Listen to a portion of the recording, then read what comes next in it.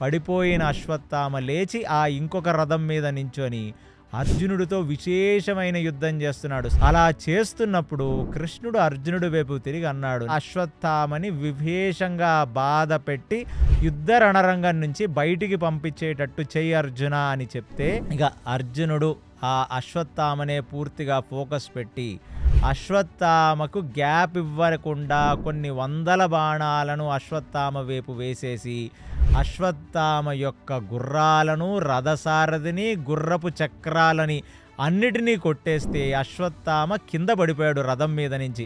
ఇక తన మేనమామైన కృపాచార్యులు వచ్చి అశ్వత్థామకు లిఫ్ట్ ఇచ్చి రథంలో తీసుకుంటూ వెళ్ళిపోయారు. కర్ణుడు అసలు నకులుడిని, సహదేవుణ్ణి, దృష్టద్యుమ్నుణ్ణి, సాత్యకిని అందరినీ తన యొక్క బాణాలతో నిగ్రహింపబడేలాగా చేసి పడిపోయేటట్టుగా చేశాడు.